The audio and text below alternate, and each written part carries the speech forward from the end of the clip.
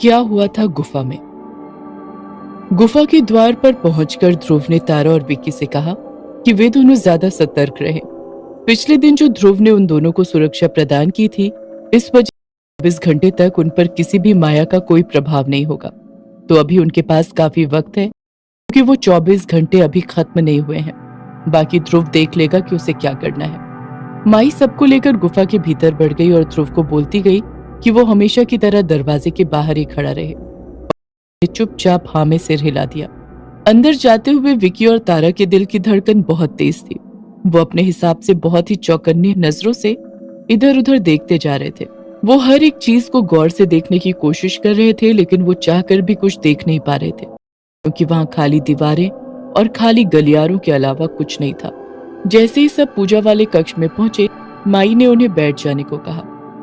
बाकी कहीं तो कुछ नहीं था, लेकिन सामने जो दीवार पर काले रंग का कपड़ा लगा हुआ था, उसकी तरफ देखते हुए तारा अपने मन में बोली, यहाँ पर जो कुछ है वो इसी कपड़े के पीछे है, लेकिन यहाँ तक मैं पहुंचूं कैसे। माई ने जब देखा कि तारा का ध्यान उनकी बातों की तरफ नहीं है, बल्कि वो चारों तरफ देखती हुई बार बार घूम फिर कर उस काले कपड़े की तरफ ही देख रही है, तो माई ने पूछा, क्या बात है, तुम इधर उधर क्या देख रही हो? बैठ जाओ और गर्दन झुका लो। तारा बोली, जी जी मैं बैठ रही हूँ। तारा जल्दी से बैठ गई और उसने अपना सिर झुका लिया। माई ने अपनी क्रिया शुरू की, लेकिन आज जैसा कि ध्रुव ने कहा था, तारा का सिर भारी नहीं हो रहा था और ऐसा नहीं लग रहा था जैसे वो अपने होशो हवास में ही नहीं है। से आंखें खोलकर देखा तो उसे सब कुछ स्पष्ट दिखाई दे रहा था, लेकिन वहां पर कुछ ऐसा नहीं हो रहा था जो अजीब लगे। बस वो लोग गोल घेरे में बैठे हुए थे और माई उनके इर्द गिर्द चक्कर लगा रही थी और हमेशा की तरह अपना मंत्र बोल रही थी। तारा अपने मन में बोली, ये क्या हो रहा है? यहाँ तो कुछ ऐसा नहीं हो रहा है जिससे मुझे कुछ जानने को या समझने को मिले।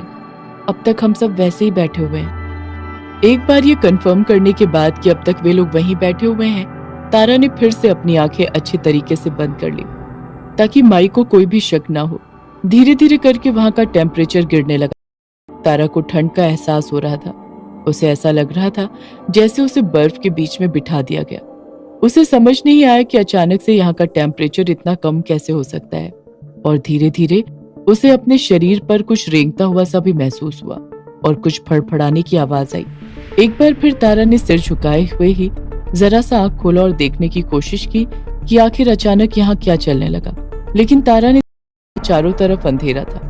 बस एक हल्की सी रोशनी आ रही थी, जो कहां से आ रही थी वो तारा देख नहीं पा रही थी।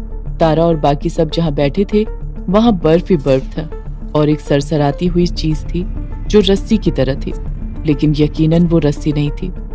वो इन लोगों के इर्द गिर्द गोल गोल घूम रहा था, और जिस वजह से तारा को सिहरन का एहसास हो रहा था और फड़फड़ाने की आवाज शायद ऊपर की तरफ से आ रही थी। ऐसा लग रहा था जैसे बहुत से पक्षी एक साथ वहां उड़ रहे थे। तारा अपने मन में बोली, ये कौन सी जगह है? ये गुफा तो नहीं है, हम यहाँ कैसे आ गए? ऐसे तो कोई उठा भी नहीं है, ये क्या हो रहा है? तारा का मन कर रहा था वो उठे और चारों तरफ देखे कि आखिर ये जगह कौन सी है, लेकिन वो मजबूर थी। वो चाहकर भी हिल नहीं सकती थी और ना ही अपने बगल में बैठे विक्की से बात कर सकती थी। तारा नर्वस हो रही थी, उसके हाथ पैर कांप रहे थे ठंड की वजह से, लेकिन वो अपने आप को मजबूत करके बैठी हुई थी। और अब उसे समझ आ रहा था कि इनके साथ हर दिन यही होता है, लेकिन इन लोगों की सोचने समझने की शक्ति खत्म हो जाती है। इस वजह से ना तो उसे याद रहता था कि उनके साथ क्या हुआ है, और ना ही ये समझ पाते थे कि गुफा के अंदर से ये कहीं और ले जाए जाते हैं।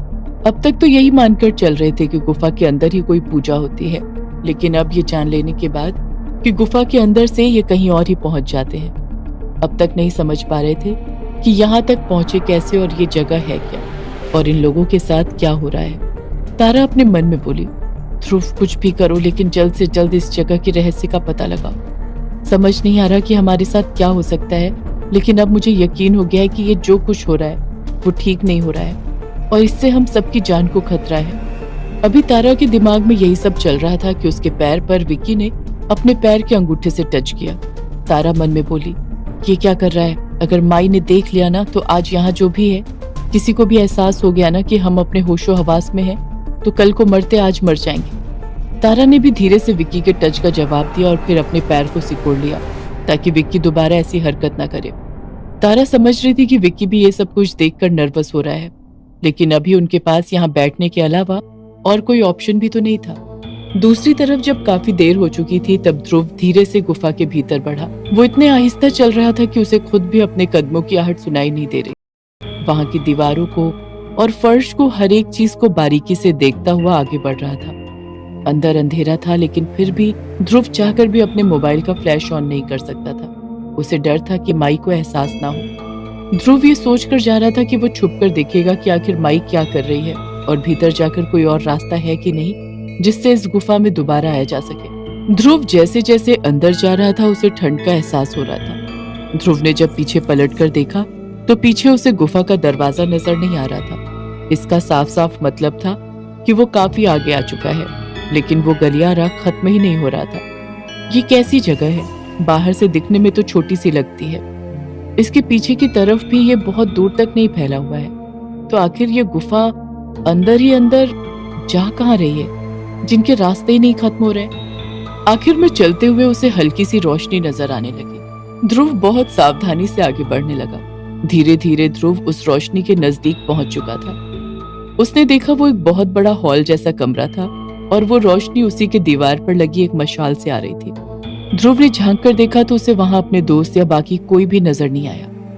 ध्रुव ने बाहर से उस कमरे में ध्यान देने शुरू किया कि क्या यहाँ से कोई और दरवाजा है जो कहीं और जाता हो, लेकिन उसे सिवाय दीवारों के और कुछ नहीं दिखा।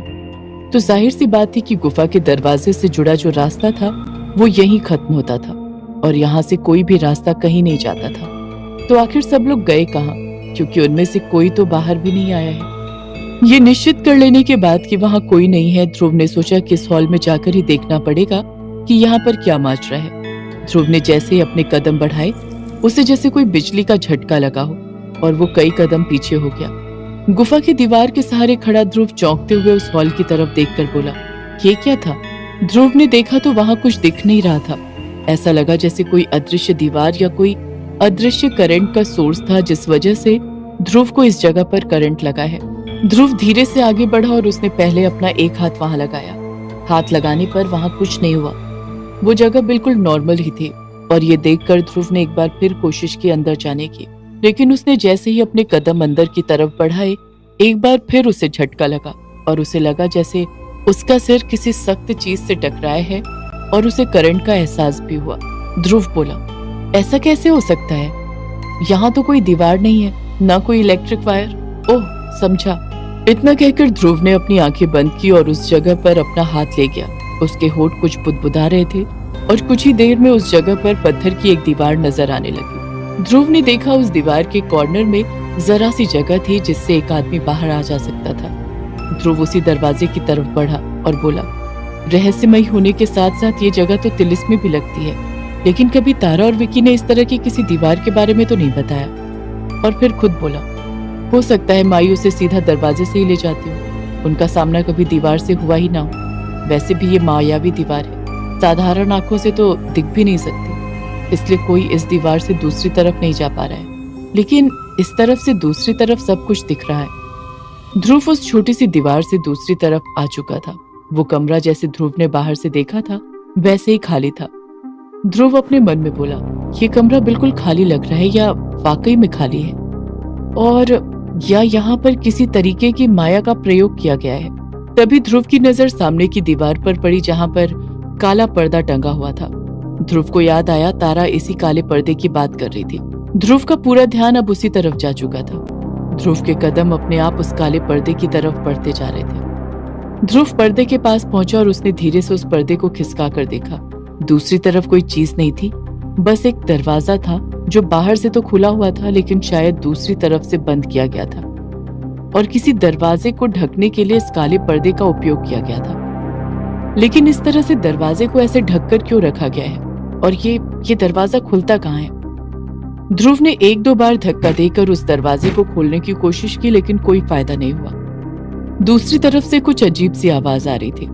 ध्रुव ने कान लगाकर दूसरी तरफ से आ रही आवाज को सुनने की कोशिश की तो दूसरी तरफ से जोर जोर से किसी तरीके के मंत्र की आवाज आ रही थी, जो मंत्र सकारात्मकता के लिए तो बिल्कुल नहीं था। एक अजीब सी कर्कश आवाज थी और साथ ही पानी की भी आवाज आ रही। ऐसा लग रहा था जैसे दूसरी तरफ पानी बह रहा है। ध्रुव ने अपने मन में सोचा, कहीं ये दरवाजा गुफा के बाहर के लिए तो नहीं है?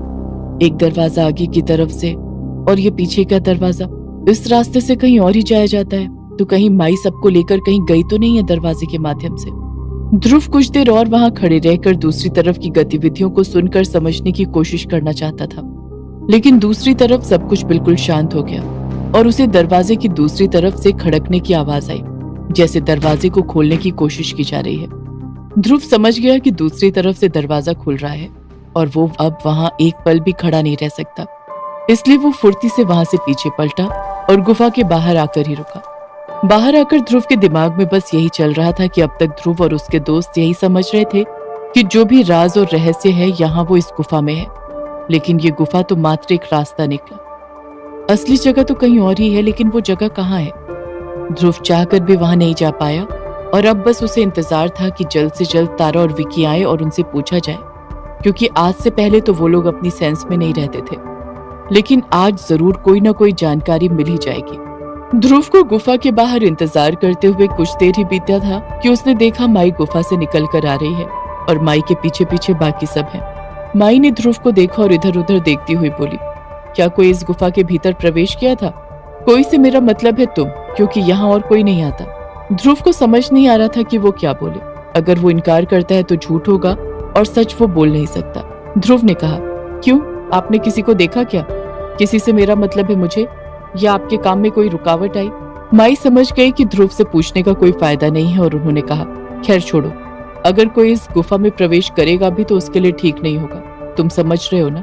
माई की बातों पर ध्रुव मुस्कुरा उठा और उसका पूरा ध्यान तारा विकी की तरफ चला गया, क्योंकि उसे जल्द से जल्द उनसे बात करनी थी।